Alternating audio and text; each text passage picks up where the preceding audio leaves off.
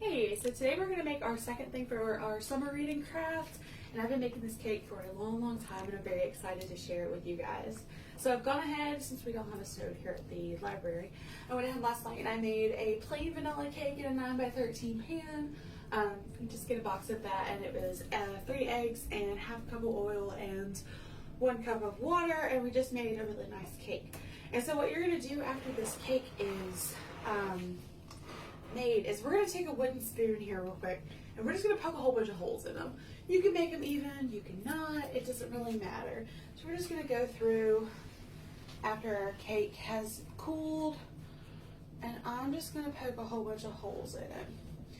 And this is going to be because we're going to make a mixture, and it's going to seep into the holes, and it's going to be kind of a strawberry cake instead of just a vanilla cake. Okay. So there we go. We've got all of our holes in here. So it looks like that when we're done. So the next thing we're going to do is we're going to mix 1 whole can of sweetened condensed milk, and we are going to chop up some strawberries, 1 container of strawberries, and mix them and mash them all together and make a mixture. And it doesn't really matter if you have all of the strawberries mashed together. It just matters if it's, they've got to be small enough to fit in those holes.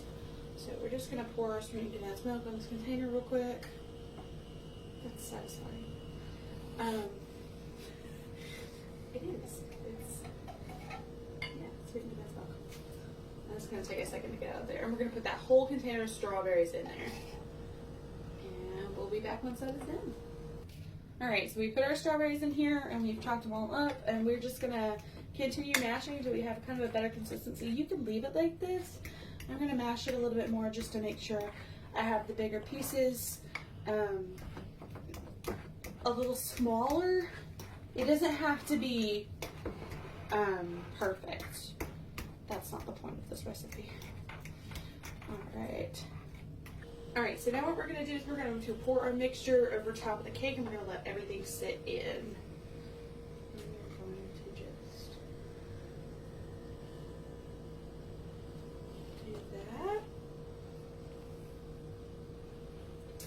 Sure all our strawberries are out. So I'm going to grab my fork.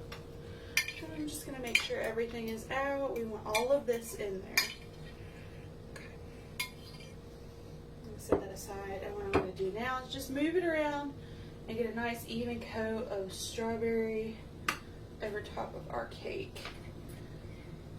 Again, it doesn't have to be perfect. You can leave some holes. It's fine. Also, my cake has been in the fridge, so it's kind of shrunk a little bit, so there's that. Okay, so that's a general even coverage with strawberries, and we're going to put strawberries and blueberries on the top, so it's fine if this isn't perfect. So we are actually going to go put this in the fridge to chill for now, and while we're doing that, we're going to slice our strawberries to put on top of our cake. Alright, so the next thing we're going to do is we're going to take our strawberries and we're going to chop the tops off, and we're going to split it straight down the middle. And what we're going to do with these strawberries is we're going to make the flag out of them. So they will lay like that on our cake. We're going to do this to this entire thing. I don't like that strawberry, it's not pretty. We're going to do this to the entire thing. Cut the top off. Cut it straight down the middle. And just lay it here. And it's a good thing that we're doing this in a paper towel because this is going to help drain some of the liquid out of the strawberry and make it less messy, and it's going to make it to where the red doesn't bleed so much on the whipped cream top that we're going to do. So, next, I'm going to do another strawberry, and we're going to cut this entire box.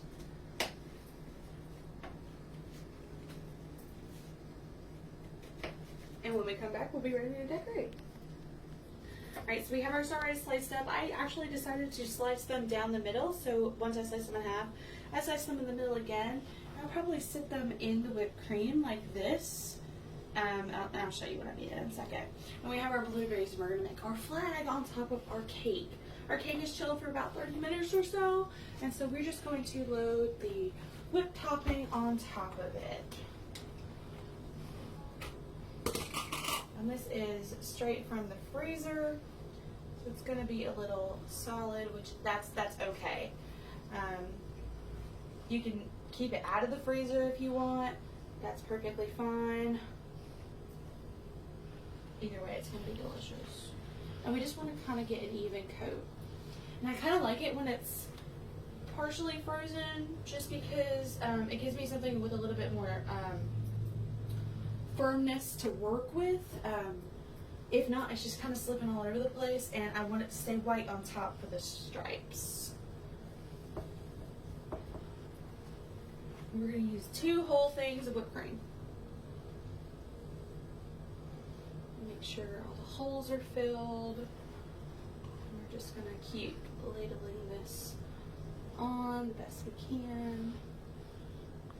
And again, as it's going to come out of the freezer, it'll melt a little bit and make it a little bit more easy to work with, or you can take it out and let it thaw a little bit beforehand.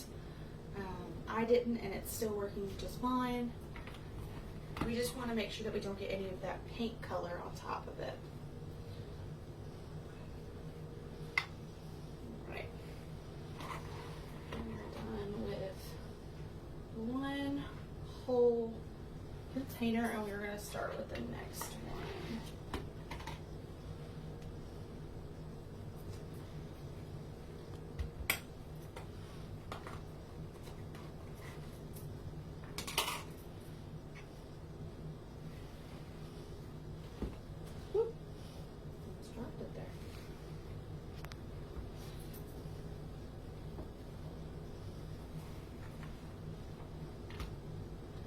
And I've made this cake, different variations of it, for a couple of years now.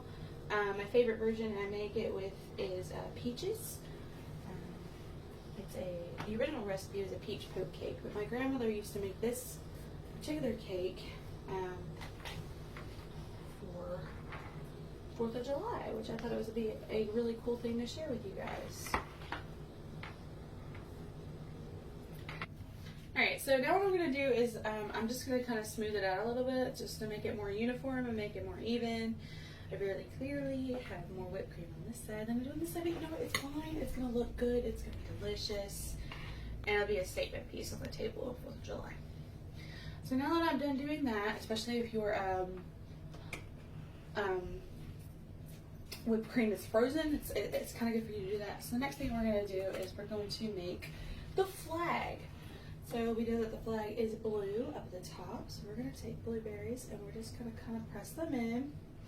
And this is the part we want to make even. We didn't make our holes even, but we're going to make these even. We want to use kind of the same size blueberries. And when blueberries don't give that much liquid, especially when they're solid, so there's that. I mean, I'm putting them upside down just because you can put them either which way, it's still going to be fine. We're just going to make this nice and even, and we're going to make a small square of blueberries.